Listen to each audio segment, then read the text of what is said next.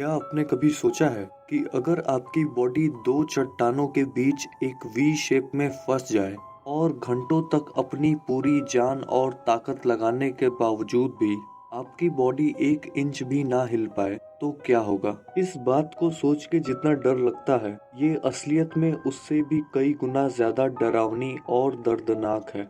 क्योंकि बिल्कुल ऐसे ही एक 26 साल का 100 किलो का केवर ठीक ऐसी ही पोजीशन में केव के अंदर बुरी तरीके से फंस चुका था। पूरी रात 0 डिग्री सेंटीग्रेड खून जमा देने वाली ठंड में ये केवर अपने जिंदगी की आखिरी कुछ सांसें गिनते गिनते वहीं दफन हो गया।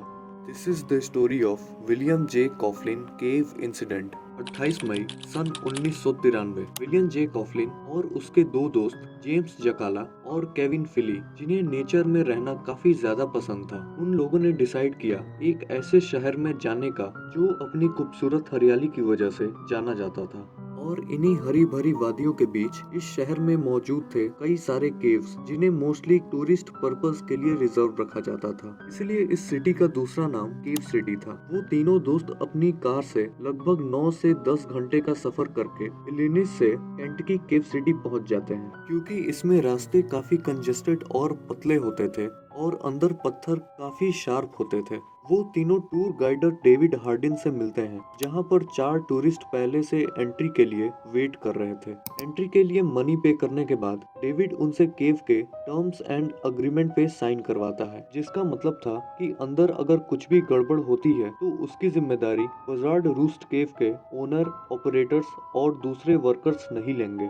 वहां पहुंचने के बाद जब वो टीएमएच ब्रोशर को रीड करते हैं तो वहां देखते हैं कि बजार्ड्स रूस्ट केव में विजिटर्स के लिए यहाँ पर 2 तरह के टूर को एडवर्टाइज किया गया था। इसमें सबसे पहला था हिस्टोरिक केव टूर, जिसमें टूरिस्ट आराम से बिना कोई प्रॉब्लम के केव में जाते थे और केव के अंदर की रहस्यमय चीजों को देख के एंजॉय करते थे। और इसमें दूसरा था वाइल्ड केव टूर, जिसमें विजिटर्स को केव एक्सप्लोरेशन का थ्रिलिंग एक्सपीरियंस करवाया जाता था। अग्रीमेंट पे साइन कराने के बाद डेविड उन सबको हिस्टोरिक केव के अंदर ले जाता है। वो सब लोग केव के पत्थरों को फील करते हैं और चट्टानों पे बनी हुई हिस्टोरिक चीजों को देखकर खूब एंजॉय करते हैं, क्योंकि केविंग इनके लिए अभी नया था। हिस्टोरिक केव से बाहर आने के बाद अब बारी थी वाइल्ड केव टूर में जाने की, जिसमें जाने से पहले डेविड ठीक पहले जैसे सबसे अग्रीमेंट पेपर्स पे साइन करवाता है और सबको हैंडल लाइट देने के बाद वो अब निकलते हैं वाइल्ड केव टूर पे। इसी बीच केविन फिली इस टूर में जाने से मना करता है और खुद केव के बाहर उन सबका वेट करने का डिसाइड करता है। केविन को छोड़कर सभी लोग डेविड हार्डिन को फॉलो करते हुए केव के अंदर जाने लगते हैं और इस वक्त शाम के 5 बज रहे थे। सभी केव में धीरे धीरे रेंग कर आपस में नेविगेट करते चल रहे थे। सबसे आगे डेविड हार्डिन था, जो सबको रास्ते के लिए गाइड कर रहा था, और उसके पीछे थे 4 और टूरिस्ट, और उनके पीछे थे जेम्स जकाला और विलियम कॉफलिन। केव के रास्ते इतने पतले और नुकीले थे कि उन सबको रेंगते रेंगते चोटें भी आ रही थी। इन सब में से सबसे ज्यादा बुरी हालत विलियम कॉफलिन की हो रही थी, क्योंकि वो पूरी टीम मेंबर्स के कंपेयर में सबसे ज्यादा तगड़ा और लंबा था। 27 साल के विलियम कॉफलिन की हाइट 6 फुट 3 इंच थी और वेट 110 किलो से भी ज्यादा था, जो केविंग के लिए बिल्कुल भी सुटेबल नहीं होता। और इसी वजह से विलियम को सर में चोटें भी आ रही थी, जिसकी वजह से वो दर्द में चिल्ला रहा था। पर जेम्स जकाला उसकी हिम्मत बढ़ाते रहता है। कुछ घंटों में वो केव के बीच रास्ते तक पहुंच जाते हैं और अब वहां से उन्हें 30 फुट की सीढ़ी से नीचे जाना होता है। डेविड सभी को सावधानी से नीचे उतरने को कहता है, क्योंकि उनके पास कोई सेफ्टी गियर नहीं था। धीरे धीरे सभी आसानी से सीढ़ी से नीचे उतर जाते हैं। शायद ये रास्ता उनके लिए आसान था, पर उसके बाद उन्हें फिर एक 15 से 20 फुट की सीढ़ी से नीचे उतरना था, जो पहले वाले के मुकाबले काफी डेंजरस और एक्सट्रीमली कंजेस्टेड था, क्योंकि इसके ठीक नीचे नुकीली चट्टानों का गड्ढा था, जिसमें गिरने का मतलब था ऑन स्पॉट डेथ।